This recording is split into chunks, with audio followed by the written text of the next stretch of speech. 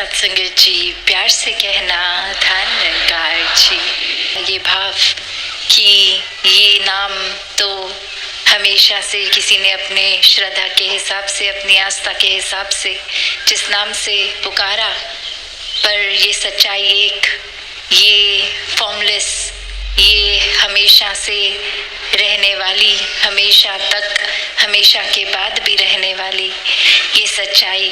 और भक्तों ने हमेशा इसी एक का साथ लिया, एक सहारा लिया, एक पूर्णता से इस परमात्मा पे विश्वास किया। और ये विश्वास ऐसा वाला विश्वास नहीं रखा कि जब तक हमारे जीवन में सब कुछ हमारे हिसाब से चल रहा है तब तक तो इस परमात्मा पे विश्वास है, पर जिस समय भी कोई ऐसा कार्य हुआ जो हमारे मुताबिक नहीं, तो फिर परमात्मा के किए में ही नुक्स ढूंढने लग गए, ये मन से कंप्लेंट्स आने लग गई। तो बात यही कि भक्तों ने हमेशा समझाया कि अपने जीवन में समर्पित होके जीना है। ये परमात्मा के हर पल में जो जो भी ये कार्य हो रहे हैं उसको सिर्फ एक मजबूरी की तरह नहीं, एक पूरे दिल से, एक रहमत की तरह मानते हुए, एक प्रसाद की तरह मानते हुए हर पल को इस तरह जीवन में डालकर आगे बढ़ना है। दातार इस तरह से इंसानों की जब ये रचना करी परमात्मा ने, तो वो कोई भेदभाव तो नहीं हुआ।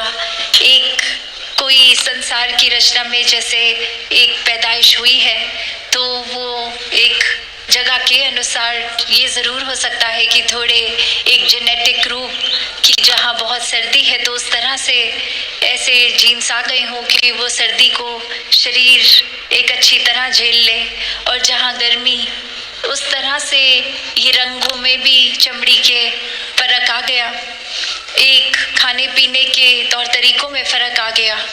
पर ये तौर तरीके इसलिए नहीं भिन्न भिन्न कि ये भिन्नता देखकर एक नफरत की जाए, ये तो हर एक की अपनी यूनिकनेस है, अच्छाई है, एक खूबसूरती का कारण है। तो इंसानों ने जहाँ खूबसूरती और ये एक यूनिक चीज़ें जो अलग दिखने में हैं उसको नफरत का कारण बना लिया है। पर ये जब परमात्मा ही एक है, इसने एक तरह से सब पे किसी को कोई कला बख्श दी, किसी को कोई किसी के जीवन में किसी रूप में कुछ दिया, तो हो सकता है दूसरे इंसान के जीवन में वो वस्तु, वो रूप नहीं हो, पर कुछ और देकर नवाजा। तो बात यही कि एक समान ही ये रचना है, और ये नफरत अगर कर रहे हैं हम तो वो अपने अंदर हमें झांक कर देखना होगा कि या तो हम ये कहना छोड़ दें कि परमात्मा से प्यार है, या फिर परमात्मा की बनाई हुई रचना से नफरत करना छोड़ दें। तो बात यही है कि अगर वाकई ही परमात्मा से प्यार है तो हर एक इंसान से प्यार होगा, क्योंकि हर एक इंसान में ये परमात्मा है, ये आत्मा रूप अंश हर एक में। और कैसे फिर हर कोई इस दैवीय रूप का हकदार है, ये मोक्ष का हकदार है, ये खुद ही परमात्मा समान है। तो भाव हमारे, नज़र हमारी, नज़रिया हमारा, तो हर एक को कैसे आदर सत्कार से देखना है। चाहे एक किसी को बहुत करीब से जानते होंगे तो उनकी एक अच्छाइयाँ कमियाँ सब दिखती होंगी, पर अपनी अंदर हमने क्या धारणा बना के रखनी है, क्या उनकी कमियों को ही सब कुछ बना लेना है, या वाकई ही उनकी अच्छाइयों पे भी देखना है।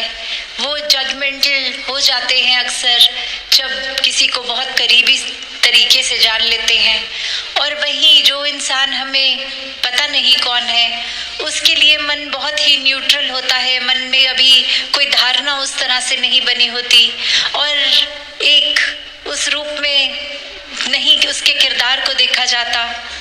तो बात वही कि अगर हम किसी और के प्रति ये कर सकते हैं तो अपने करीबी के प्रति क्यों नहीं। फिर हम ऐसा क्यों मान लेते हैं कि ये इंसान तो ऐसा ही है, ये जीवन में कभी बदल नहीं सकता।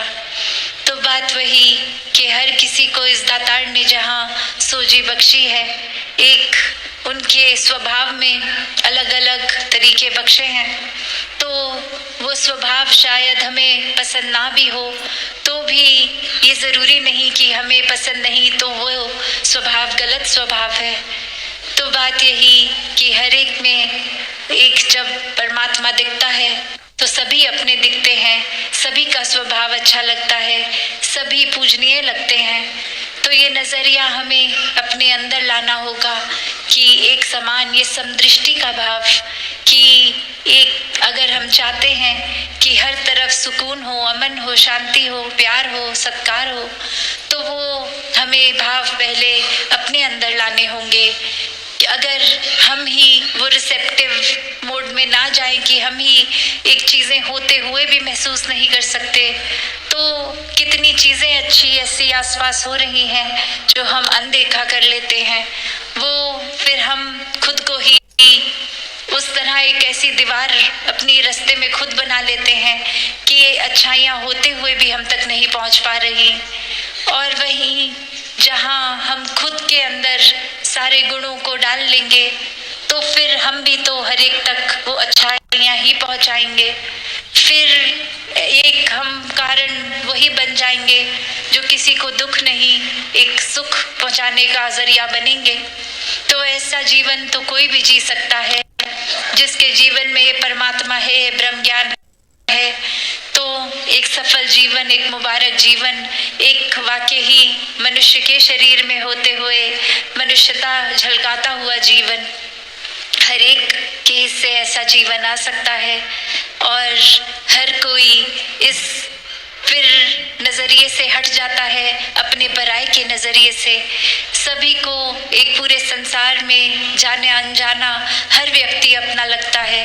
ये सेवा भाव फिर हर एक तक पहुंचता है और फिर ये वाकई ही मन के अंदर मानवीय गुण इस तरह रच जाते हैं कि ये कोई सोचकर भी रिएक्शन नहीं देना होता।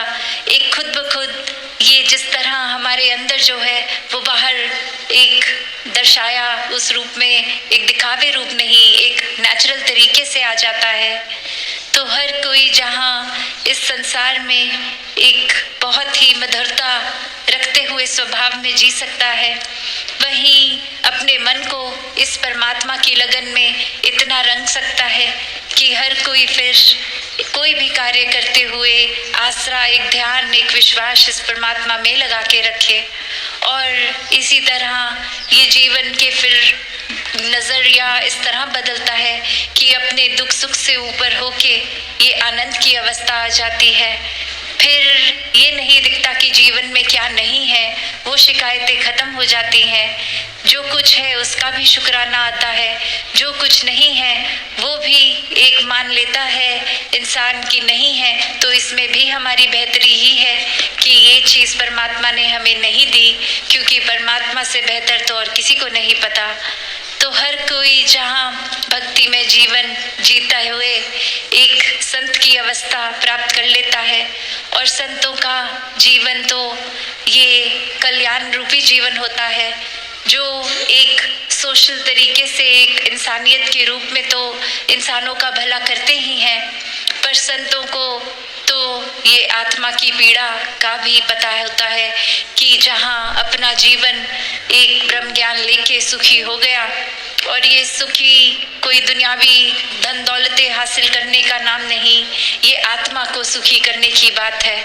और संतों ने जब अपने जीवन में ये खुद देख लिया कि ब्रह्म ज्ञान से, इस परमात्मा से, इस निराकार से जुड़कर वाकई ही ये आत्मा की पीड़ा एक खत्म हो जाती है, वहीं फिर संतों का यही स्वभाव है कि वो कोशिश में लगे रहते हैं कि हर कोई इंसान अपनी इस पीड़ा से मुक्त हो जाए, एक आत्मा को अपना निज घर का पता चल जाए कि जीते जी भी इस परमात्मा के रंग में रहेंगे तो जीवन बहुत ही सहज आराम से निकल जाएगा। और जीते जी ये मुक्ति के हकदार हो के फिर ये भी पता है कि आखिरी श्वास के बाद शरीर का जो भी होना हो होगा, ये कोई रिश्तेदार ये सब देखेंगे, पर ये आत्मा ने कहाँ जाना है, कहाँ से आई है। तो ये ब्रह्म ज्ञान की दात, ये एक सच से जुड़ने की बात है। तो हर कोई इस सत्य को हासिल करते हुए अपने जीवन को सुखदायी कर सकता है। दातार कृपा करे हर कोई सेवा सुमिरन सत्संग से जुड़कर इस निराकार से जुड़ के ये जीवन को आगे बढ़ाता जाए। सत्संगत जी, धन निरंकार जी।